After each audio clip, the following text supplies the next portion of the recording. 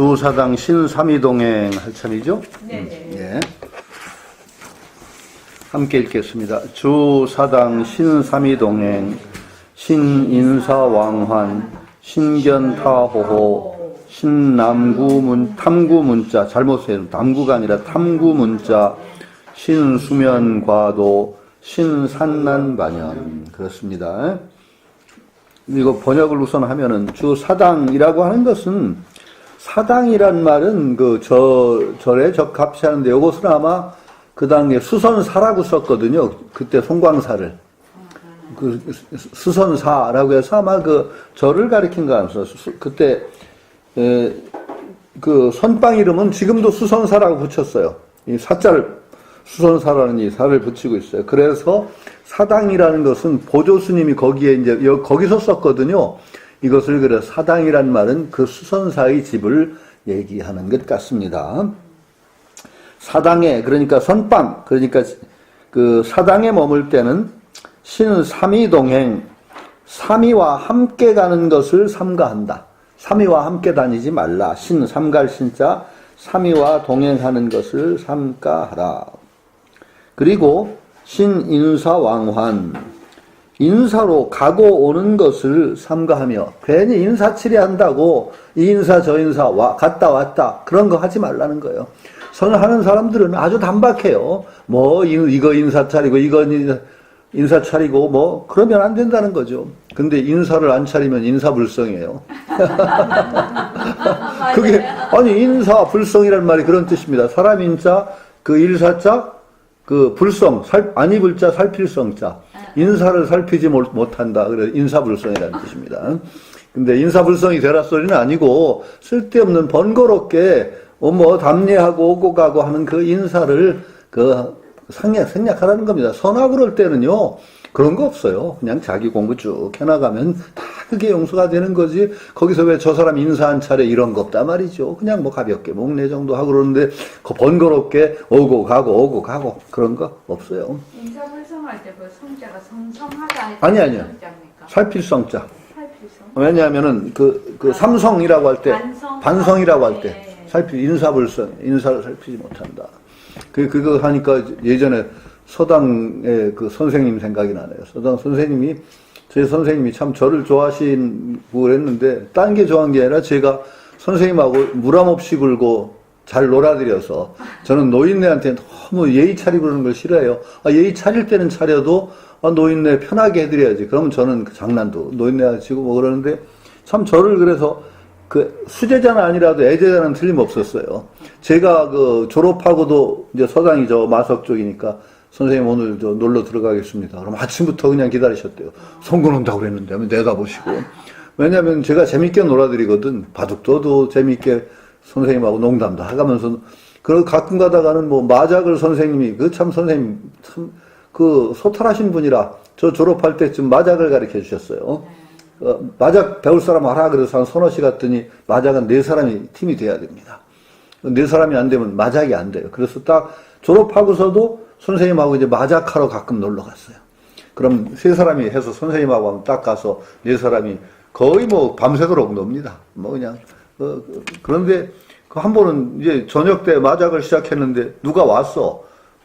그래 와서 선생님 좋았습니다. 나 인사불성이요. 그러니까 인사불성. 내가 인사 못 땡긴다 이 말이죠. 그래서 한바탕 웃었던 적이 있습니다. 인사불성. 마작하고 그러면 인사불성이죠. 뭐 거의 마작이 노름 중에서는 제일 그 재미도 있고 그 어렵습니다. 아니 이제 바둑은 어렵기로 따지면 바둑이 제일 어렵고 스포츠에 뭐 들어갈 정도니까 바둑은. 근데 포카라든가 고스톱이라든가 이런 것들은 그날 배워서도 딸 수가 있습니다. 마작은 몇 달을 배워도 혼남해요. 그렇게 패 맞추기가 쉽지가 않아요. 이 깍두기 아주 고급이죠. 또 상하로 만든 패를 앞에다 13개를 쭉 싸가지고 하니까 이 조합이 힘들어서 쉽지가 않은 게 그 마작이라는 노래입니다. 그러니까 그만큼 재미있어서 마작 하면은 날밤 새우고 막 그냥 하는 옛날에 마작 때문에 패가 망신한 사람도 꽤 많다고. 뭐 아버지가 위독하다고 하면 조금 이따 돌아가시라고 그래. 뭐 그러고 뭐 그런 정도죠. 그게 마작이. 인사불성이라는 말이 그 인사 왕환 번거롭게 인사 오고 가는 것 삼가하고 그 다음에 또 삼가라. 삼가라는 건 가능하면 하지 말라 소리입니다. 타호, 타의, 호오, 남의 좋고 나쁜 점, 좋은 점, 나쁜 점, 싫은 점, 호악이라고 해야 될 텐데 그 호악이라고 해도 좋은 점, 나쁜 점, 호라고 보통 합니다만은 호, 좋고 나쁜 거 그런 걸 보지 마라. 괜히 저 사람 어떻고 저 사람 어떻고 그거 자기도 바쁜데 무슨 남의 평가를 하냐 말이죠. 남 평가를 할 일이 아니다. 그 남 평가하기 좋아하는 사람 그것도 참 병입니다. 논어에 그런 말이 있습니다. 논어에 그러니까 그 논어에 자공이라는 공자 제자가 사람들을 비교 평가하고 있었어요. 이 공자가 뭐라고 했느냐? 자공은 참 현명한가 보다. 나는 그럴 겨를이 없다. 공자가. 제자가 한테 얼마나 큰 꾸지라며요. 네 남 비교 평가할 시간이 어딨냐? 네 할 일 바쁜데. 그러니까 자공이란 제자가 누구는 어떻고 누구는 어떻고 하면서 장단점을 논하고 있으니까 공자가 한 말이에요. 현재 현호제 너는 참 사가 자공이 너는 참 현명한가 보다. 나 같으면 그럴 겨를 없겠다. 이렇게 공자예요. 공문도 그래요. 자기 일에 자기 수양에 힘쓰는 사람 남 비교 평가하는데 그 신경 쓸 여가가 없어요. 물론 바른 눈을 뜨고 사람을 바르게 판단을 해야 돼요. 사람에 속으면 안 돼요. 그런데 사람에 속는 건 뭐냐? 다 지가 저를 속이는 거예요. 왜냐? 자기 욕심이 있으면 속아요. 자기 가리움이 있으면 속는 거예요. 자기 눈을 뜨면 속지 않아요. 저는 돈 가지고 저를 사기치기는 힘들어요. 잘 안 속아요. 딴 데는 속을지 모르는데. 왜? 돈 벌 일 있다고 사기를 친다든지 하러 오는 사람 있으면 피 부숴버려요. 그게 나한테까지 올 일이 있어? 돈 벌 일 있으면 남들이 다 주워 먹었지. 왜 나한테까지? 제가 돈 버는 재주가 정말 없거든요. 근데 나한테까지 온다는 건 사기야, 되게. 그건 남들이 다 먹을 거 먹었지. 어떻게 돈 벌 일이 나한테까지 올 이유가 없다고 저는 생각을 해요. 피 부숴버리고. 저는 전혀 그런 데는 요지부동이에요. 그러니까 그런 사기는 안 당해요. 그런데 돈 벌 욕심이 꽉 차 있으면 당하는 거죠. 그러니까, 그리고 사람도 딱 보면은요, 일부러 평가는 하는 게 아니라, 저 사람 아닌 점이 딱 보이면은 아닌 거예요. 딱 그냥 눈이 밝으면 그냥 보이는 거지. 왜 열심히 좋은 점, 나쁜 점을 뭐 보려고 할 이유가 없어요. 그냥 보이는 거예요. 자기 눈뜬 만큼 그냥 보이는 거지, 괜히 이거 보려고 애쓰고 할 노력 기울일 데 없어요. 참, 그런데 그러니까 사람마다 눈뜬 데가 달라요. 그래서 이게 보는 지점도 다르죠. 저는 어지간하면 그런 돈에는 안 속고 이상한 짓 하는 사람들 보면 바로, 아유, 저 이상하네. 이상하죠. 왜? 법답지 않은 짓은 이상한 거야. 사람들 그래요. 누구 굉장히 잘 나가는 사람이 있다고 그러는데 내가 딱 어떤 행태를 하나 딱 보는데 눈에 탁 벗어나. 저건 아니다. 저 사람 아니다. 근데 그 운동권에서 꽤 잘 나가던 사람이라 추종자도 많고 그런데 제 아는 젊은 애들이 거기를 좀 가더라고. 그래서 내가 조심스럽게 불러다. 그 사람한테 가지 말아라. 내가 보기는 아니다. 응? 그러고서 이 미국을 1년 갔다 왔어요. 근데 갔다 와서 걔들을 만나서 혹시 걔 쫓아다니라 했더니 너 아직 그 사람한테 다니니? 아니에요. 자기들도 처음에는 그거 모르고 좀 다녔대. 그런데 그냥 바로 바닥에 드러나더라. 근데 그거 아닌 건 아닌 게 왜 누구냐면은 누구들 할 거 없는데 강의를 한번 시켜봤어 내가 앞에서. 그랬더니 강의를 하는데 희완망통하게 재미있게 안 하는데 이거 아니야. 교수인데 자기는 강의를 교수 학점 평가할 때나 강의를 시킬 때 환경 하는 사람인데 환경 쪽 하는 사람인데 키가 몇 센치 이하는 학점이 좋대. 키가 크면 반환경적이래. 많이 소비가 많아서. 그리고 하여튼 몇 가지 얘기하고, 키스를 시켜본, 그래서 대뜸 속을, 사람들은 재밌다고 막 좋아해. 저는 빌어먹을 놈 있나, 내가. 교수가 지 강의를 어떻게 키로 제한을 해? 거기다가 키스를 시켜? 이건 아니라, 재미로 그러면 절대 아닌 선이 있는 거예요. 아니다. 저건 잘못된 사람이다. 재미로 저런 소리를 한다는 것도 용납이 안 되는 거. 교수가 그런 재미로 할 말이 있고 재미로 안 할 말이 있어요. 성적 평가라든지 하는 것은요, 굉장히 엄한 거예요. 교수가 평생을 서약하고 하는 짓이야, 그거는. 그렇죠. 강의. 그런 걸 함부로 얘기한다는 거는요, 제대로 된 사람이 아닌 거예요. 농담할 때가 있고 농담 안 할 때가 있어요. 굉장히 무서운 선이 있는 거예요, 그런 거는. 그러면 딱 거기서 벗어나면 그건 대종이 틀렸다고 그래요. 대종이 틀렸다. 대종이라는 건 아주 큰 마루. 그게 틀려버리면 아무것도 안 돼요. 그런 건 평가하려고 해서가 그냥 보이는 거죠. 아니면 아닌 거죠. 그런 거, 그거 굉장히 위험한 거. 그런 것들. 참. 근데 일부러 남이 어떻고 저떻고 열심히 보고 논하고 하는 건 정말로 할 일 없는 사람들이 할 짓이란 말이죠. 자기가 바쁜 거니까 호하고. 신삼위동행에서는 별로 얘기를 안 했는데, 삼위는 지금 몇 살, 비구가 되기 전에 삼위입니다. 비구가 되기 전에 삼위계를 받은 사람을 삼위죠. 삼위는 몇 살, 20살까지 삼위를 하든가? 그렇죠. 여기 내가 조사해 놓은 게 있는데 어디 갔어요? 삼위. 처음에 행자계를 받고, 그 다음에 삼위계를 받습니다. 행자계를 받고, 삼위계를 받고, 그 다음에 비구니. 삼위는 삼인이라고 하죠. 삼위와 함께 다니는 것을 삼가라고 하는 것은 어떤 거냐. 삼위는 아주 타오르지 않은 젖은 나무잎과 같다는 표현이 있어요. 근데 삼위와 동행을 하면 두 가지 혐의가 있어요. 첫째는 삼위와 동행하면 삼위 다 시켜요. 삼위를 다 시키게 되고, 어린 사람이니까. 자기가 할 것을 삼위한테 미루든가 시키든가 해서 버릇이 나빠져. 자기 버릇이 나빠지고, 삼위 버릇도 나빠져요. 괜히 쓸데없이 존장하고 함부로 다니는 게 아니에요. 쫓아다니게 하면 버릇도 나쁘고, 아주 심하게는 동성애 혐의가 있어요. 동성애 혐의가 있어요. 젊은 어린 삼위하고 다니면은, 여러 가지 그러니까 단점이 있기 때문에 삼위하고 함께 다니지 말라. 함부로 다니지 말라. 그러니까 비구는 비구끼리 다니지. 급이 달라요. 비구하고 삼위는 함께 어우러지면 안 좋아요. 역시 안 좋은 거나. 그러니까 함께 놀 사람들이 놀아야지 급이 다른 사람들끼리 하고 어울리면은 양쪽에다 손해가기 때문에 하지 말라. 삼위하고 동행하는 걸 삼가하라. 그랬습니다. 삼위와. 그 다음에 뭐예요? 삼위와 동행하는 것을 삼가하라. 그 다음에 신탐구 문자. 문자를 탐내서 추구하지 말라. 탐구라는 것은 우리가 탐구한다는 뜻이 아니라 탐낼 탐자 구한다. 지식적인 욕구를 내지 말란 말이에요. 탐이라는 건 탐내서 문자를 추구한다. 문자는 불린 문자니까 지금 스님이 서 있는 곳은 불린 문자의 선문이거든요. 문자 세우지 말라는 선문에서 문자를 탐내서 구하는 건 엄청나게 지혜를 늘리고 쓸데없는 짓이다.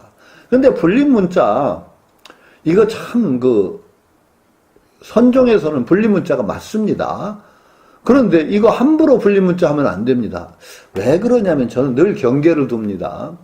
선종이 선종으로 서기 위해서는 바탕이 있어서 선종이 쓴 거예요. 물론 그냥 문자 필요 없이 일초직입 열애지 할 수 있는 근기가 있어요. 정말로 돼지 잡던 백정이 돼지 잡던 칼을 그대로 놓고 바로 견성성불 한다는 말이 선종의 존재예요. 아주 훌륭하죠. 선종은요 정말 위대한 점이 뭐냐, 문자가 장애가 돼요. 지식이 장애가 되는 때가 있어요. 지식을 깨달았다고 착각할 수도 있고, 그런데 지식이 말하자면 깨달음이라든지 그게 어떤 잣대가 된다면은 무식한 사람은 성불할 길이 없어요. 그렇죠? 어떻게 돼야 돼요? 정말 무식한 데서 벗어나서 지식 많이 쌓고, 지식을 쌓아가지고, 그 다음에 깨달을 수 있다 그러면 지식 쌓는데 몇 겁 걸릴 거 아니에요. 그러니까 무식한 대중들은 부처될 길이 막혀버리는 거야. 이것을 선종은 확 열어 제낀 거예요. 모든 사람이 다 성불할 수 있다. 불리문자, 바로 일초직입 열애지 할 수 있다는 문을 열었기 때문에 불교 안에서 차등, 층차를 세우던 걸 탁 무너뜨려 버렸어요. 이게 아주 병이, 계급 줄 세우기를 하면 안 됩니다. 종교에서 줄 세우기 하는 건 특히 안 돼요. 종교는 줄 세우기를 무너뜨리는 게 기본입니다. 남녀의 줄 세우기, 신분의 줄 세우기, 유식무식의 줄 세우기, 이런 줄 세우기를 모두 무너뜨리고 바로 우리가 모두가 바로 부처 되는 길에 함께 참여할 수 있다는 게 불교예요. 당연한 거죠. 그런데 은근히요, 종교가 줄 세우기를 시작합니다. 세속화되면은 모든 종교가 사람 하는 일이라 줄 세우기를 안 할 수가 없어요. 해요. 아니, 안 할 수가 없는 게 안 해도 되는데 해요. 그래서 유무식이 줄 세우기가 돼요. 유식한 사람, 무식한 사람. 그 다음에 사회적인 신분이 또 줄 세우기가 돼요. 그리고 은근히 불교에서도 사회적으로 신분 높은 사람들은 전생에 훌륭한 업을 닦은 사람이 사회적 신분 높은 사람이 되라 아주 근기도 훌륭한 사람이다. 이렇게 되는 거예요. 그래서 나중에 은근히 신분 질서를 불교가 옹호하게 된다니까요. 그분들은 함부로 볼 게 아니야. 전생에 수없는 생을 훌륭한 업을 져서 저렇게 간 건데 왜 함부로 웃지 마라. 너도 그렇게 수없는 생을 훌륭한 업을 져야 거기 갈 수 있는 거야. 이런 식으로 해서 은근히 사회적 신분 줄 세우기를 합니다. 예? 거기다 이제 더 심하면은 출가자와 제가자가 줄 세우기를 합니다. 그 가장 근본적인 줄 세우기예요. 출가자, 제가자 줄 세우기. 그래서 불교의 아주 나쁜 병폐가 사람 위에 스님이 있다예요. 사람 위에 사람 없고 뭐 그런 게 보통 그러죠. 불교는 지금이 어떻게 되느냐? 사람 위에 스님이 있다예요. 사람 위에 스님이 있다. 사람 위에 스님 있는 게 거의 틀림없는 게 이산 회원 스님 바로 한번 보세요. 이 생에는 성불 못해. 열심히 좋은 복 닦고 내 생에 동진 출가해서 성불하자 이거요. 공부 수행하고 이건 분명히 사람 위에 스님 있는 거죠. 이것도 선문에서 그게 말도 안 되는 거예요. 이런 줄 세우기를 한 번에 때려부신 게 사실은 선종이에요. 여무식 없다.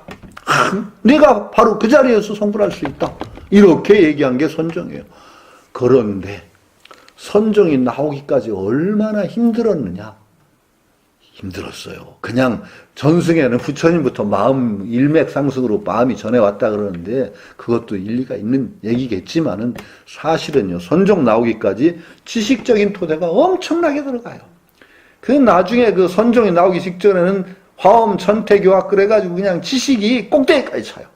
근데 그러면서 오히려 지식이 장애가 된다는 걸 절감을 하게 되면서 그걸 한 번에 때려부시는 선종이 득세를 하게 되는 거예요.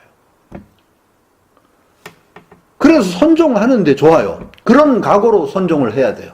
우리는 한 번 뛰어서 부처 땅에 들어간다 라는 각오를 가지고 선을 하는 거예요. 그러니까 지식, 문자를 탐내서 구하면 안 돼요. 그러나 무식해서 정말로 안 갈 대로 참선하면은요, 진짜 그것처럼 또 병이 없다는 것도 알아야 돼요. 그래, 지구는 둥그니까 자꾸 걸어 나가면 어떻게 돼요? 부산에서 남쪽으로 가서 서울 올 수가 있어요. 올 수 있어요. 그런데 가다가 빠져 죽어요. 뺑뺑 돌으면 여기까지 올 거예요. 죽어라고 가면. 길은 바르게 아는 게 중요하단 말이죠. 선지식이 왜 중요해요? 선지식이 왜 중요해요? 지가 혼자 깨달아 부처될 수 있는데 왜 선지식이 중요해요? 아니, 선지식이 중요하고 스승이 중요하고 왜 중요해요? 문자 필요 없다? 문자가 어떤 때는 스승 역할을 하거든요. 바로 눈을 뜨고 문자에 탐구하면 안 되지만 문자가 안내역을 하거든요. 그래서 보조스님도 정액상수라고 하고 그 다음에 그 보조스님 이전에는 선교 합의를 했다고 그 교관 겸수. 교관 겸수를 할 때 의천스님은 지목행족이라고 그랬어요. 지목. 어떤 참선을 한다든가 관을 하는 것은 행족, 걸어가는 발이요. 교를 배우는 것은 지혜의 눈이다. 눈을 제대로 뜨고 바로 목표를 확인하지 않으면 엉뚱한 데로 간다. 수행도 그러니까 엉뚱하게 한다. 그러니까 올바른 지견을 가지고 수행하는 것이 그만큼 또 중요하단 말이죠. 굉장히 중요합니다. 지견 올바로 가지는 건 그 지견 올바로 가지지 않고 수행하면은요, 진짜 고생은 고생대로 하고 잘못하면 삿된 길로 빠집니다. 엄청 무섭습니다. 그 삿된 길이. 그래서 선지식이 있어야 되고, 눈 맑은 사람이 옆에 있어야 되고, 스승이 있어야 되고, 정말 어떤 때는 간경이라도 해서 눈을 틔워야 됩니다. 그래, 제가 아주 무수히 얘기를 해서 그렇지만은, 지혜의 눈이 없으면은요, 진짜 안 할 고생 바가지로 해요. 하다못해 선수행을 한다고 딱 화두를 들면 왜 없던 번뇌가 그렇게 끌어요? 네? 그 번뇌하고 씨름을 해. 생씨름을 해. 없애려고. 이놈의 번뇌를 끊어야지. 근데 번뇌를 끊어야지 하는 순간에 그게 또 번뇌가 돼요. 어떻게 이놈을 인정하고 번뇌를 어떻게 끊어? 번뇌를 인정 안 해야 번뇌를 끊는데 벌써 직견이 안 나면은 이걸 끊어야지 벌써. 번뇌를 인정해버려. 이걸 하고 딱 인정하는 순간에 번뇌가 얽힌 거야. 끊어야지. 안 끊어집니다. 죽어도 안 끊어집니다. 이게 바른 견해들이야. 딱 알고 번뇌의 뿌리가 없다. 이게 바른 견해야. 정말 구름에 그냥 구름이 덧없이 일어났다 덧없이 쓰러지는 게 붙는데 그게 뿌리가 있다. 이걸 하는 순간에 번뇌 뿌리를 하나 심어. 그러고 그놈하고 씨름하는 건 영원히 못 이겨. 진짜 사실 그런 일이 많아요. 선하는 사람들이. 선한다고 딱 그 화두 드는 순간에 번뇌가 더 끓는 건 당연한 일이거든. 당연한 일이야. 왜 당연하냐? 우리가 지금 반성을 못해서 그렇지 나중에 공부를 해보면 알아요. 우리가 지금 생각이 파도처럼 흘러가고 있어. 거센 폭포수처럼 흐르고 있는데 우리가 모를 뿐이야. 함께 떠내려가니까 몰라요. 왜 우리가 버스 안에 있으면 버스 속도 모르는 거와 똑같아요. 물하고 함께 떠내려가면 물을 몰라. 내가 물하고 함께 가니까. 근데 화두를 딱 든다는 건 물속에서 우뚝 쓴 거야. 내가 뭔가 지점을 딱 하나에. 그러면 그동안 못 느끼던 흐름이 다 와서 부딪혀. 내가 서니까. 그놈하고 싸우려고 생각하면 안 돼요. 그러면 내가 서 있다 보면 차츰차츰 흐름이 줄어요. 그래서 자연히 번뇌가 주는 거지. 이 번뇌하고 씨름하려는 번뇌까지 겹치기로 하면은 이제 영원히 못 이기네. 진짜 저는 진짜 바른 시간 안 쓰면 정말 돈다는 얘기를 봐요. 아니 가장 간단한 얘가 저는 대학생 때 진짜 웃기는 애. 구산 스님이 심원육창이라고 그래가지고 마음 도둑 맞으면 안 된다. 6 감각기관이 네 마음을 도둑질해 가느니라. 눈, 귀, 코, 혀, 입, 이 소리가 네 마음을 도둑질해 가고 눈이 도둑질해 가고 그러니까 거기에 마음 도둑 맞지 말아라. 아주 좋은 말씀이죠. 얼마나 좋은 말씀이야. 그런데 이 도둑하고 싸우려고 애가 그냥 밤에 참선을 죽어라고 하는데 이놈의 소리가 자꾸 내 마음을 훔쳐가 그러니까 이게 미치겠는 거야. 그러니까 밤에 혼자서 방구석에 송광사 방구석에 참선하다가 하고 찢어지는 비명을 질렀단 말이죠. 막 약이 치밀으니까 이게 소리가 자꾸 들리게. 이 옆방에서 자선 교수가 기절초풍을 나한테 달려오셨어. 지도교도 나는 학생이고 송군 내 옆방에 이상한 놈이 있는 것 같네. 이상한 놈이 있으면 당신이 가보지 왜 나를 찾아? 그래 알았습니다. 그 방을 쑥 열고 들어갔더니 방구석에 앉았단 말이죠. 뭐냐? 보니까 후배야. 1년인가 2년. 왜 그래? 도둑이야. 뭐가 도둑이냐? 저 물소리 도둑이, 바람소리 도둑이, 다 도둑이. 그랬는데 딱 감이 잡히더라고. 그 후려가 알겠지, 우선. 정신 차려. 야, 이놈 새끼. 어깨쪽 후려가 정신 차려. 이놈의 자식 말이야. 공부를 해서 그따위로 하고 자빠졌냐. 도둑을 인정하고, 이 실체를 인정하고 어떻게 몰아낸단 말이냐. 네가 할 일을 하다 보면 자연히 물러나는 걸. 저놈을 안 들어야지 하는 순간에 내가 벌써 거기에 얽혔는데 어떻게 안 들어? 이 바보 같은 자식. 공부를 해도 거꾸로 한다고. 내가 한 대 또 후려갈게. 그때는 성질이도 잘 때렸어. 또 때렸더니 이놈이 눈깔이 반은 돌아갔더라니까요. 돌아가요. 지가 악이 치밀고 열기가 치미니까요. 이러다 잘못하면은 공부하다 이게 뺑 도는 애들이 생기는 거예요. 그거 막 미치는 거죠. 막 그냥 안 들으려고 영을 쓰는데 자꾸 들리니까. 이게 말하자면 정직원 하나 있고 없고가 그런 차이를 난단 말이죠. 무서워요. 그러니까 불림 문자, 탐구 문자 하라는 건 아주 맞아요. 그러나 문자를 또 억지로 무시하는 거 아니에요. 억지로 무시하는 거예요. 선생님이 얼마나 직견 트여주기 위해서 애를 쓰셨는데, 정말 바른 직견 트여주시기 위해서 얼마나 애를 쓰셨는데, 그래서 직견 바로 트면은 정말 공부하겠다 그러시고, 그거 인정해 주실 거예요. 내가 바른 직견 섰다. 그러면 공부하는데 굉장히 도움이 된다는 거죠. 물론 직견에도 매달리면 또 그게 장애가 되지만은, 그게 굉장히 무서운 거예요. 탐구 문자라는 것은 굉장한 큰 병이 되지만은, 쓸데없는 지식 그냥 추구하고, 그냥 지가 아는 걸 이제 그 아는 것 자체를 재미있게 여기는 사람들이 있어. 요거 알고 저거 알고. 아무 쓸데도 없는 거. 실제적인 도움도 안 되는 거. 그거는 이제 정말 병이 돼. 병통이에요. 그러나, 정말 우리가 직견을 틔워주는 건 어떤 때는 문자를 통해서 들 수가 있고, 스승의 가르침을 통해서 들 수 있는 거기 때문에, 문자 안 튄다고요. 설법도 안 해주고 그래 보세요. 공부 되나? 안 돼요. 정말 안 돼요. 그래서 선수행하는 이들이 문제가 아니고 그 지식 필요 없다고 하지만은요 정말로 지식이 필요해요. 그 스승이 계속 설법을 해주고 올바로 인도해주고 옛날 그 선가에서도 계속 불러다가 계속 입실 지도를 한 거예요. 체크하고 올바른 길로 가다. 그건 지식하고 마른 지식하고 그러니까 목적 없는 지식, 쓸데없는 지식을 유희로 하고 지식을 마치 자기 소유물로 여기서 자랑 삼는 그걸 금하는 것이지 건강한 지식 하나 나쁘지 않아요. 정말 나쁘지 않아요. 그건 굉장히 또 선가가 그걸 무시하고 나면 병이 돼요. 그게 무식한 채로 그냥 막 달려들어가지고 무식이 무슨 용기 자랑이야? 무식이 자랑이야? 안 돼요. 큰일 나. 저는 지관스님, 그 학생이시죠? 물론 지관스님은. 그런데 지관스님 용기 있게 하셨거든. 선정?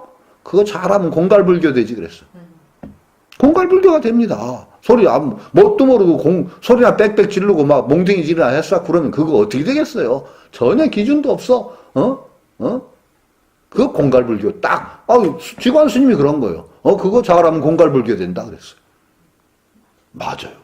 지금 공갈불교가 얼마나 많은지 아세요? 자기도 모르고 남도 모르는 소리 빽빽 짓거리면서 정말 정면으로 딱 달려들으면은 대답도 못하는 선지식이 많아요. 공부했다는 스님들도. 그건 진짜 아니에요. 정말 조심해야 돼요.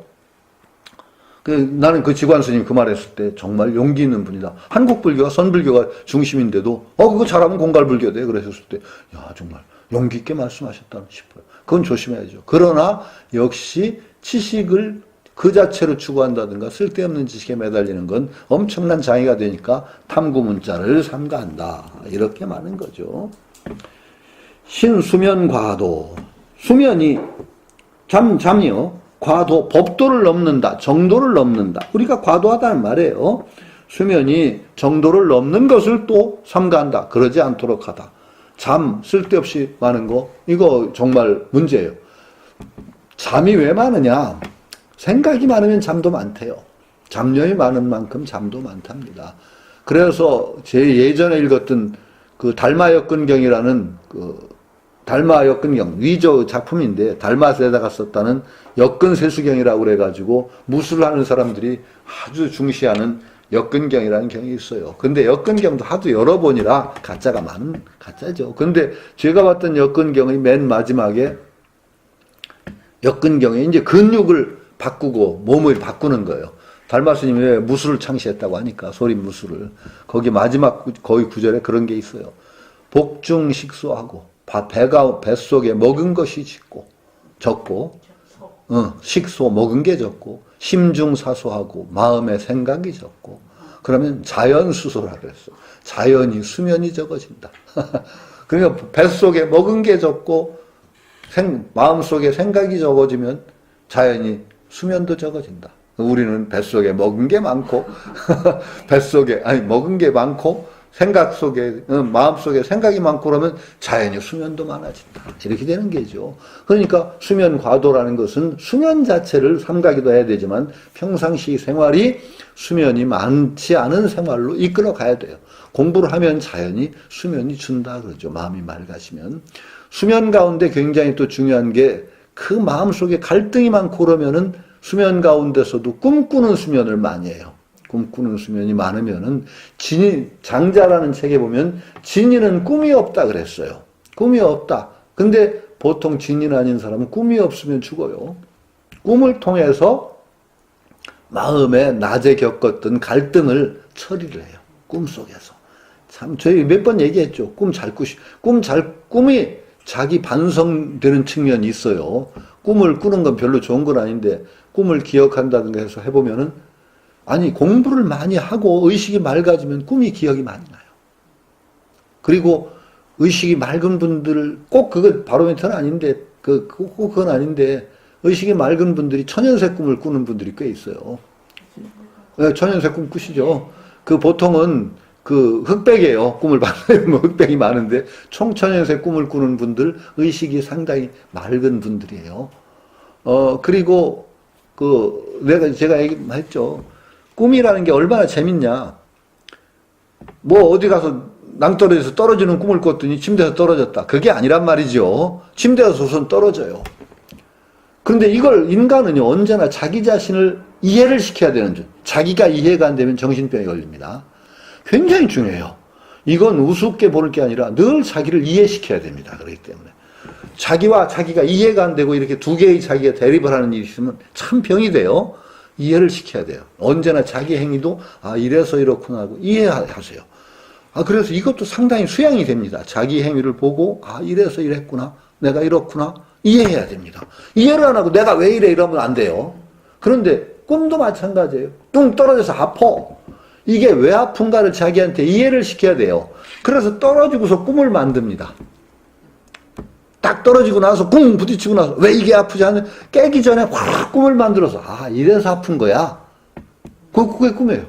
오줌을 싸요. 척척해.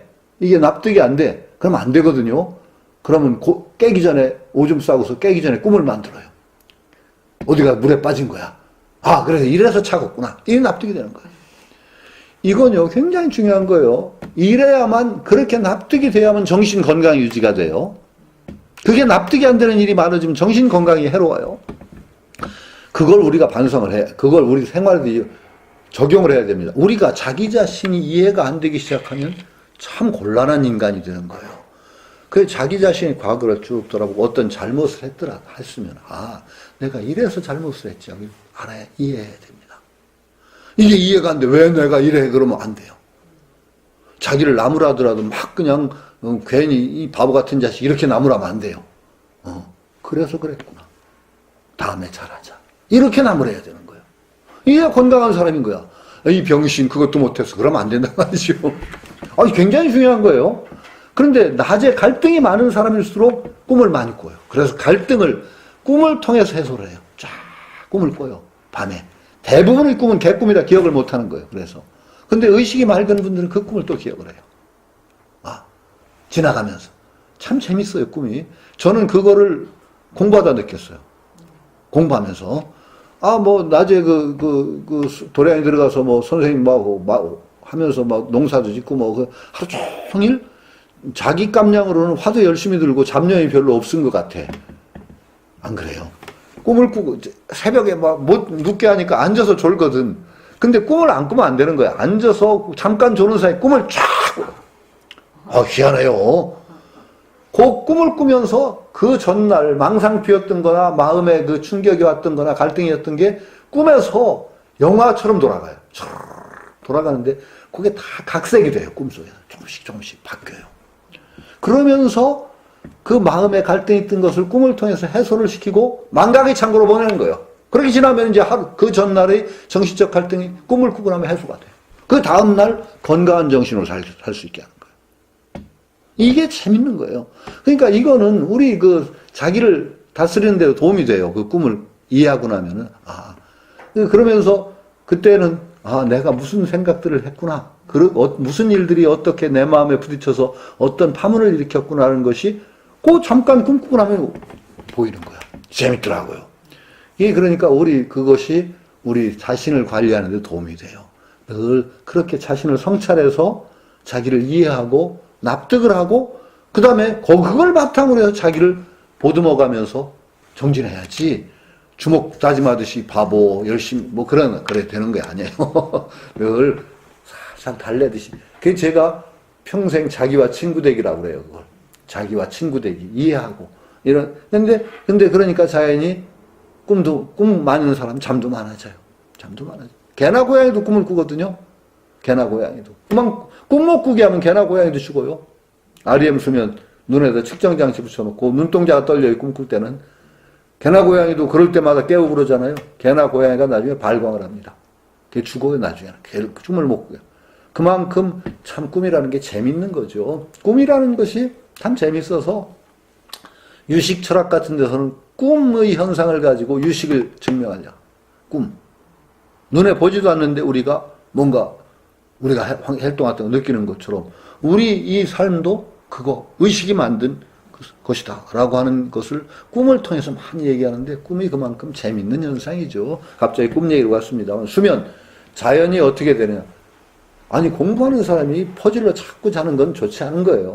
그런데 공부를 하다 보면 식사 조절하고 생각이 적어지면 또 잠도 적어진다. 그래서 달마약근경에 복중에 식수하고 배 가운데 먹은 게 좋고 마음속에 생각이 적으면 자연히 수면이 적어지느니라 하는 것도 우리가 기억을 해둘 만한 문자가 아닌가 싶어요.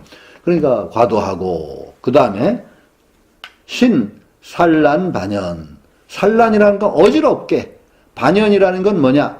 이것저것 그 끄달리는, 우리 쉽게 얘기하면 끄달린단 말이에요. 산란하게 여기저기에 끄달리는 일이 없어야 되느니라. 이것저것에 쓸데없이 끄달린다. 참 이거 큰 병이죠. 끄달리는 거. 여기저기 끄달린단 말이죠. 우리 참 끄달린 병. 너무 무심해도 안 되지만 우리가 쓸데없는데 끄달리는 건 뭐예요? 끄달리는 건 왜 끄달려요? 내 욕망, 그것과 관계가 돼서 끄달려요. 관심이 있으니까 끄달리는 거예요. 근데 욕망 없애려고 해서는 안 되는 거 아시죠? 큰 욕망이나 이것은요, 절대 없어지질 않아요. 참 무서운 거예요. 이게 지혜롭게 처신해. 이건 욕망이나 감정은요, 없어지지 않아요. 그걸 없애려고 하면은 큰 병이 돼요.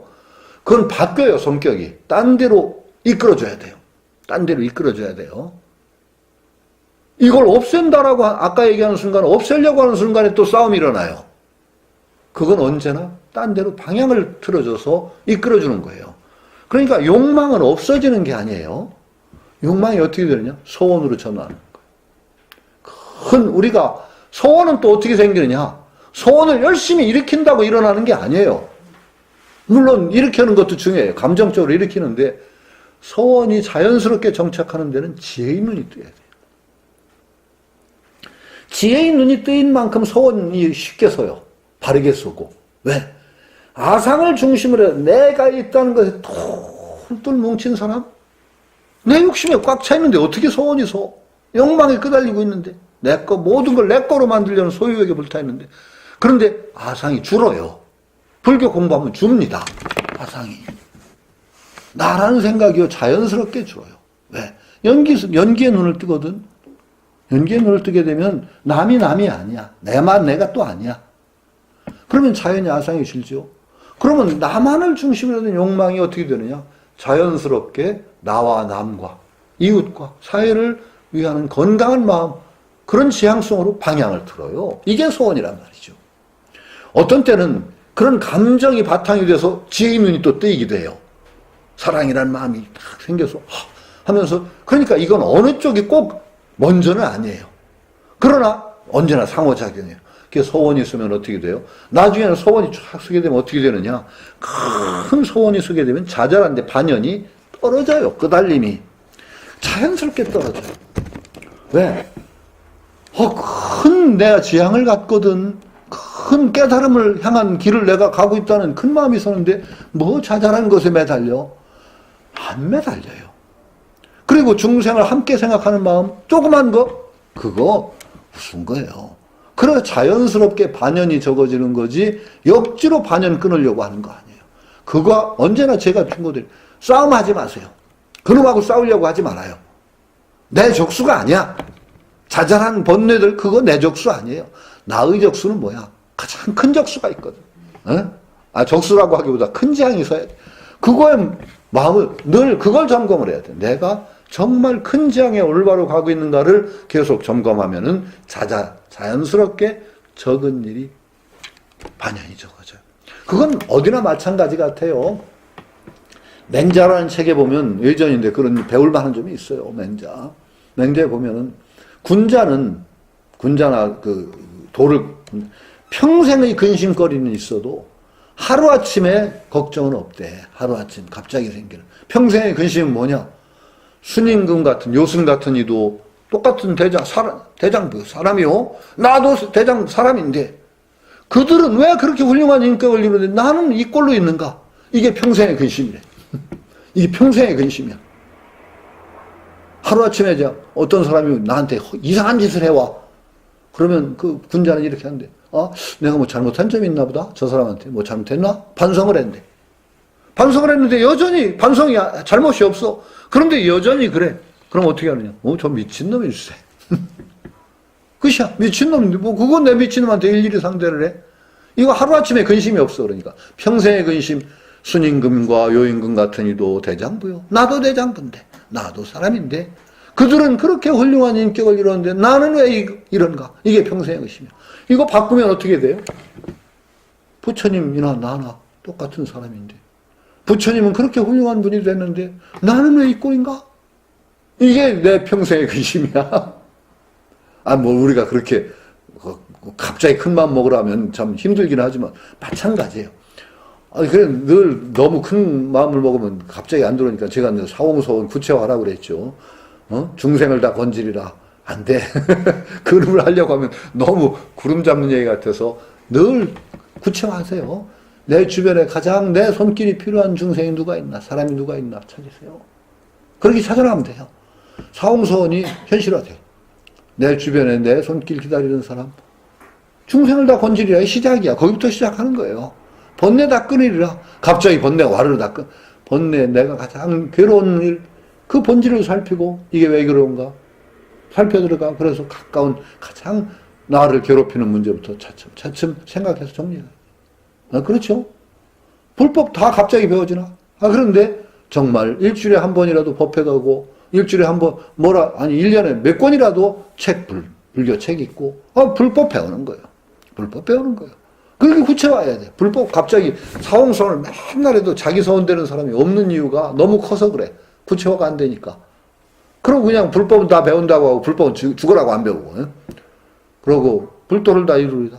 적어도 자기가 올바로 가고 있는 길을 점검하고 자기 수행법은 늘 하나 지니고 살아야 돼. 그리고 구체화하면은요, 사홍소원이 이 삶 속에 구체화되는데, 이 사홍소원은 그냥 남의 소원이지, 완전히. 언제나 그냥 아득한 소원인데, 마찬가지죠. 그러니까, 큰 소원, 짜잘한 반연이 자연히 끊어져요. 언제나 큰 공부하는 분들. 내가 큰 길을 가는 사람이거든. 자기 길에 내가 확고하게 있는가를 점검을 하면 자연스럽게 반연이, 거기에 얽매임이 줄어들어요. 그러니까 하지 말라는 말은 뭐냐? 쉽게 얘기하면, 긍정적으로 얘기하면, 적극적으로 얘기하면, 내가 가고 있는 큰 방향성, 그것을 언제나 다시 점검하고 거기에 정진하라. 이렇게 되면 모든 것이 다 해결돼요. 모든 것이. 그런데 구체적으로 어떤 때는 요 구체화 시킬 필요가 또 있는 거예요. 자잘한 조목으로 얘기할 때는 조목으로 또 얘기를 해줘야 돼요. 큰 것만 너무 얘기하면은 구체성이 떨어지니까 이렇게 조목조목 이렇게 얘기해 줄 필요가 있단 말이죠. 그러니까 이 공부하는 이들의 자세, 이런 것들을 아주 여기 개초심 학윤문이기 때문에, 그렇습니다. 이제 여기 신수면과도 하는데, 가끔 가다가 수면도 번뇌예요. 수면도 번뇌랍니다. 번뇌, 오이 75법 있죠. 오이 100법이나 유식이나 이런 데 보면 법을 쭉 분류할 때 그 번뇌 말하자면 심왕법이 있고 심소법이 있는데 심불상응해법, 심소법에 말하자면 번뇌지법이 있고 그 번뇌에 해당하는 법이 있는데 그 번뇌에 해당하는 법에 수면이 들어갑니다. 수면이 들어갑니다. 그 수면도 번뇌의 장애입니다. 이게 굉장히 무서운 거예요. 그 수면에 대해서 인간이 자유로울 수는 없어요. 그러나 수면을 이기려고 한번 수면의 본질을 들여다보고 극복을 해보려는 노력이 필요해요. 철야정진 같은 게 저는 그래서 효과가 있어요. 철야정진을 통해서 수면에 대한 어떤 자기와의 싸움을 한번 겪어보는 것도 굉장히 중요하고, 철야정진에 저는 놀면서 밤은 잘 새워도 참선해서 밤은 잘 못 새우는데 근데 너무 자주 하지 마세요. 철야정진은. 저는 그렇게 왜냐하면 이 현대인의 삶, 우리 제가자들의 삶 속에 큰 장애가 되지 않을 정도로 해야 돼. 근데 저는 잠이 많아서 예전에 잠을 한번 이겨보려고 용을 팍팍 썼던 적이 있는데 잘 안 되더라고요. 저는 하도 잠이 많아가지고 돌멩이를 들고 정갱이를 두드려가면서 졸리면 쳐가면서 거기 밤을 새우고 그랬는데 참 힘들어요. 참 힘들어요. 어떤 때는 밤 새운다고 앉았다가 꽝 소리가 나서 깨보니까 내가 넘어진 소리였더라고. 그런 일도 있고 참 별 우스운 일이 다 많은데, 그래도 수면하고 한 번. 그랬습니다. 예? 그 최라정님 할때꽉 넘어져가지고 예? 근데 소리가 어디서 나지? 그러는 바람에 사람들이 얼마나 웃었는지 근데 그 참. 누워가지고 이게 무슨 소리요? 이런. 아이고 참. 그런데 저 수면한다니까 기억나는 게 있어요. 저 광안리다. 그 이제 철야정진 거의 하잖아요. 그런데 한 번은 늘 내가 이제 번뇌도 많고 참선하려면 힘들고 늘 마찬가지인데 하루는 떡 앉았는데 한 뭐 5분도 안 지난 것 같은데 한 50분이 훅 지나갔어. 너무나 기분이 좋더라고. 화두가 막 여일하게 들리고 너무 기분이 좋아서 뻘떡 일어났더니 사람들이 와 웃어요. 왜 웃냐고 그랬더니 무슨 참선을 잘하기는 딱 죽빛 치자마자 코를 박고 끝날 때까지 소리더래요. 그러니까 코를 박고 그냥 딱. 그러더니 죽비를 딱 치니까 빨딱 일어나더래요. 그래서 사람들이 얼마나 우스웠겠어요. 그런데 아주 막 거의 절망스럽더라니까요. 그때 느낌이. 나는 정말로 순일하게 화두가 들리고 너무 죽비 딱 치자마자 화두에 몰두가 돼가지고 정 순일했다고 생각하는데 남들이 웃을 정도로 졸았대. 그냥 코방을 쪄가면서 거의 땅에 닿게. 하도 절망스러워가지고 선생님한테 갔잖아요. 선생님, 저는 공부를 못할 사람 같습니다. 왜? 그러더라. 성구를 왜? 왜 그렇게 저는 열심히 화두를 듣고 순일했다고 생각해. 남들이 그러는데 그냥 처음부터 끝까지 코방을 짜고 졸았답니다. 그랬더니 선생님이 용기를, 야, 성군 공부하겠다니. 그게 무슨 말씀이세요? 그랬더니, 야, 그거 아무나 하는 거 아니다. 그게 그렇게 정말 순일하게 존다는 게 안 졸아진대. 그렇게 화두가 또 그 순수하게 졸기만 한 게 또 아니래. 그게 졸기만 한 게 아니래. 네가 내로움도 없이 육체적인 괴로움도 없이 잠깐 지나간 것 같았지. 그거 순수히 좋은 거 아니다. 그거 한 공부한 거다. 그리고 그거 아무나 안 된다. 그래서 제가 용기를 얻고 그랬던 기억이 있어요. 수면하면 몇 가지 기억이 있어요. 근데 수면이 뭐냐면은 또 하나, 화두만 들으면은 반 가수 상태로 들은 사람이 있어요. 가수 상태. 그게 유사산매예요. 그것도 불교에서 하는 유사산매라는 게 있어요. 산매가 아니라 유사산매. 그러니까 성성적적한 산매 아니라 적에 좀 치우친 산매. 그러니까 유사산매고 산매는 아닌데 산매 비슷한 상태가 또 있대요. 그것도 그 불교 하는 사람들이 장애로 여겨요. 굉장히 거기에 빠지면은 화두만 들으면 멍하니 반 졸면서 잘 버텨. 근데 이게 산매가 아니야. 이게 굉장히 위험한 거예요. 그것도 경계를 해요. 그런데 그것도 또 공부 깨나 한 사람이 또 그 병에 걸려. 그게 좀 문제예요. 그게. 그래서 수면이 굉장히 어려운 장애입니다. 어려운 장애. 그래서 그 장애를 잘 극복해야 되는데 그게 간절한 수면 자체를 또 싸움으로 해서는 안 되고 자기 간절함이 부족하고 그게 그래서 수면이 오는 거죠. 화두가 정말 간절해져야 되는데 화두 간절해지기가 참 힘들단 말이죠. 그래서 간화선이 문제가 있는 게 1800공안을 한번 들여다보세요. 의심이 간절하게 일어나 싶디까? 아니 공안 뭐예요? 반치생모, 조주무짝 의심이 나세요? 개가 불성이 없다. 왜 없다고 했지? 의심이 나세요? 정전백수자 뜰 앞에 잣나무니라. 아니 잣나무라니 의심이 나세요? 안 나잖아요. 의심 일으키느라고 한 세월 억지 의심을 일으켜서 그래 억지 의심을 하면은요 그게 또 잘 안 돼요. 그게 또 한 세월 그러다 공부 안 돼요. 이제 간화선 근본적으로 반성해야 됩니다. 간화선이 정말 제대로 하면 수면도 다 물리칠 수 있어요. 의심이 간절한데 무슨 수면? 지금 안 됩니다. 간화선을 지금 이 시대의 화두가 나와야 됩니다. 간화선을 제대로 하려면 정말 의심스러운 게 나오도록 해야 됩니다. 불교 공부를 간화선이 뭐냐? 잘 반성해 보세요. 스님들이나 이런 사람들이 지식이 많아서 이제 깨달음과 지식을 혼동하고 내가 인간이 했나 보다 이러고 있는 거야. 거기다가 그냥 화두를 갖다 그냥 갑자기 불성이 없다.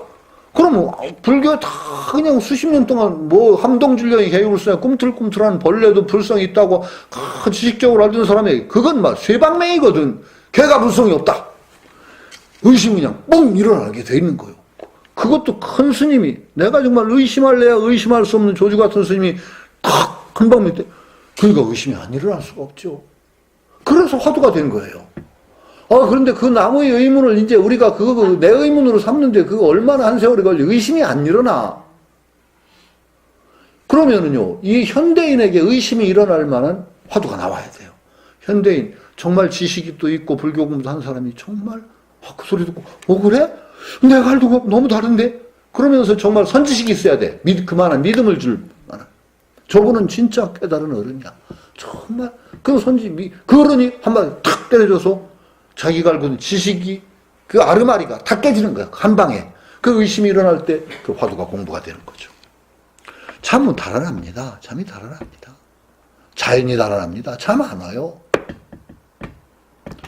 근데 지금 남의 의심 가지고 그냥 공부를 하는데 제 의심 만드는데 한 세월 걸려. 남의 의심 가지고 하는 간절함도 적어. 공부 안 돼요. 저는 정말 이거 문제가 있는 방법이라고 생각해요. 간화선의 종지를 제대로 이해하고 제대로 살리려면은 현대인들에게 화두가 되게끔 해줘야 됩니다. 지금 화두가 안 됩니다. 그러니까 새말귀라는 말인 그런 것들이 새롭게 선생님이 고안한 이유도 아마 그래서 있을 거예요. 선생님 밑에 있을 때는 화두가 됩니다. 선생님이 정말 그 쥐를 쥐잡이 뿔 속에 몰아넣듯이 몰아넣거든요. 두드려가지고 그냥. 정말로 나중에 조기에 잡히면 잠이 어디 있어요. 그렇게 잠 많던 놈이 그냥 몇 등에 가서 잠도 안 자고 막 날밤 새고 밥맛도 떨어지더라니까요. 그건 억지로 되는 게 아니에요. 그러니까 공부법 정말 제대로 반성하고 제대로 써야 되는데 지금 간화서는 근본적으로 문제에 처해 있어요. 화두하다 잘못하다 망해요. 저는 간화서는 참 좋은 방법이에요. 제대로만 되면은 정말 우리 일상생활 속에서도 할 수 있는 게 또 간화선이기도 해요. 줄이 틀지 않고 앉아도 되고 의심을 딱 붙여서 그것이 늘 성성적죠. 성적이란 말이죠. 정말 모든 번뇌를 의심처럼 사람을 몰두시키는 게 없어요. 가만히 생각해 보세요. 누구 갑자기 알던 사람 이름이 생각이 안 나. 사람 이름이 누구더라? 그 순간에 잡념 없거든요. 오롯하게 그냥 거기에 마음이 탁 박히거든. 누구더라? 그건 멍한 것도 아니거든 또. 탁 성성하면서 거기에 한 점에 탁 그 이상 마음을 한 군데에 모으면 성적을 한 번에 이루는 것처럼 의심만한 방법이 없어요. 그러니까 간화예요. 그 위대한 방법이 지금 다 죽었어요. 정신이 사라지고 억지 화두 들면서 공안 1800원 지금 불교 수십 년 한 사람도 공안 읽어봐야 하나도 의심이 안 나. 그러면 안 되는 거지 뭐. 공안 안 되는 거죠. 예전과 너무 다른 풍토에서 그렇게 간화선 부응하자 나는 백날에도 안 된다고 봅니다. 간화선의 정신을 제대로 이해하고 현대인에 맞는 화두가 나오고 그걸 화두를 통해서 정말 망념을 깨트려주고 지식을 알고 있다고 생각한 걸 정말 두드려 부셔주는 선식이 없는 한은 간화가 안 됩니다. 원래 선이라는 것 자체가요. 선지식 없으면 아니 선지식이라는 건 벗이라는 뜻이니까 그건 참 선지식이 꼭 훌륭한 사람만 뜻하는 것 같아서 쓰리가 스승 없으면 안 되는 겁니다. 선은요 스승 없이 힘듭니다. 특히 그 달마 이래로 선종의 선은요 스승 없이 안 됩니다. 이게 굉장히 무서운 겁니다. 스승의 인도가 절대적으로 필요한 게 선종. 왜냐? 불리문자이기 때문에 그래. 특히 간경하는 것도 아니고 스승의 지도 아래서 나가는 게 선이기 때문에 스승 없이 선한다는 건 정말로 위험합니다. 정말로 위험합니다. 그러니까 눈뜬 분들 옆에 있을 때 그 옆에서 공부해야 돼요. 그 옆에서. 그러지 않고는요, 저는 일반적인 불교에서는요, 선하면 저는 힘들다고 봅니다. 그냥 명상 정도 한다는 건 좋아요.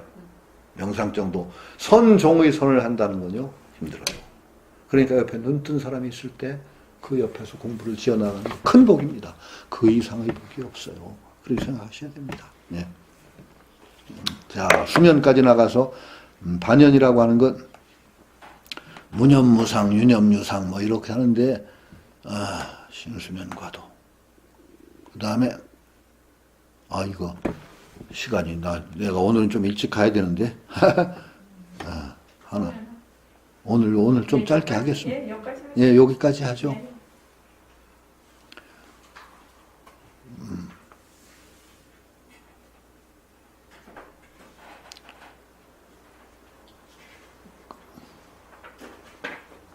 무념무상에 나간다는 게 근데 굉장히 조심하셔야 됩니다. 늘 그 산란반연이라고 하지만은 그 계속 제가 여기서 강조하는데 선은 부처님 수행법은요 성적 등지입니다. 그거 잊으시면 안 됩니다. 깨어있음과 고요함이 함께하는 선이 궁극입니다. 그런데 그 궁극에 가기 위해서 늘 바탕이 되는 게 삼매입니다. 무념무상.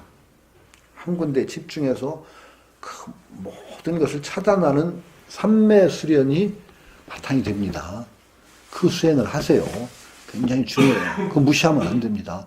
삼매 수행이 안 된 사람이 불교의 정말 제대로 된 공부하기가 참 힘듭니다. 그런데 불교의 제대로 된 공부는 어떤 거냐? 마지막은 언제나 불교의 제대로 공부는 성적 등지입니다. 그거 어떤 수행을 누가 가르쳐 주더라도 성적 등지 정예쌍수라는 틀을 기준으로 살펴보세요. 언제나. 그거 아니면 불교 수행 아니에요. 정예쌍수라는 게 뭐예요? 고요함과 깨어있음이 함께 있는 수행이에요. 불교 수행은. 성적등지가 정예쌍수나 성적등지나가 다 같은 말이에요. 고요함과 깨어있음이 함께한다. 화두를 드는 것 보세요. 고요함과 깨어있음이 함께해요. 화두를 통해서 모든 망념이 사라집니다. 고요함입니다. 화두가 성성하게 살아있어야 됩니다. 화두가 깨어있으me요. 이렇지 않으면 불교 수행이 아니에요. 새말귀도 그렇습니다. 새말귀도 그렇습니다. 예. 아니, 그러니까 모든 게 그래요.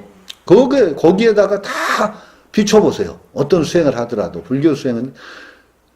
그러니까, 그 이전에 인도 전통에서 요기들이 만드는 수행법의 궁극은요, 몰입의 수행이 궁극에 이르렀습니다. 옆에서 벼락 떨어져도 모릅니다. 그 굉장히 큰 정신적인 힘을 줍니다. 그 수행이 나중에 공부를 지어나가는데, 그러나 그게 궁극적인 불교 수행의 특징은 아니에요.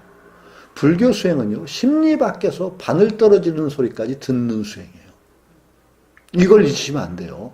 그러니까 언제나 삼매 수행을 하더라도 또 그 다음에 성성적적의 수행이 일상 속에서 이루어져야 돼요. 일상 속에서. 그러니까 일상 속에서 수행한다는 건 뭐냐? 늘 자기를 반성하되 어떻게 반성하느냐? 내가 깨어있느냐? 내가 고요하냐? 두 측면에서 반성하는 겁니다. 내가 깨어있어야 됩니다. 그런데 깨어있음에 빠져서 산란해지면 안 되는 거예요. 고요함이 바탕에 된 깨어있음에 돼요. 그게 늘 그 적용을 하세요. 새말귀를 하든 뭐제든 그게 바탕이라는 걸 잊지 마세요. 그런데 한쪽에 대개 사람은 치우쳐 있어요. 고요함에 치우쳐 있으면 약간 멍하거나 그냥 아니면 치우친 데 깨면 산란해가지고 집중이 안 되는 상태죠. 요걸 극복하는 게 우리 수행이에요. 새말귀 수행, 모든 수행. 앞으로 어디 가서 절에 가서 스님이 수행을 시키거나 뭘 시키거나 그 기준을 잃지 않으면 속지 않아요. 잘못하면 속아요. 엉뚱한 수행법에 속아요. 그러시면 아주 금과 옥조예요. 부처님의 수행의 성적 등지, 정예쌍수 뭐 이런 거죠. 그러니까 지와 관이에요. 언제나 멈출 지자, 멈추는 게 있어야 돼요. 그 다음에 관, 살피는 게 있어요. 이것이 두 개가 함께하자는 건 궁극적인 불교 수행 아니다. 이렇게 생각하시면 돼요. 그렇게 생각하시면 늘 자기를 다잡아 가시면은 이게 참 좋은 게 불교 수행의 좋은 점은 이 삶 속에서 이루어질 수가 있어요. 언제나 두 가지로 자기를 다잡아요. 내 고요함과 깨어있음. 이 두 개가 내 삶을 이끌어가는 중요한 좌표가 돼. 그러면 모든 수행이 그쪽으로 수렴이 된단 말이죠. 그렇게 생각하시면 될 겁니다. 예, 오늘 조금 빨리 끝내겠습니다. 예.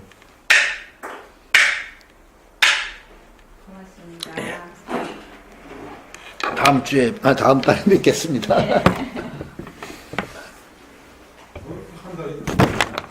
요번에는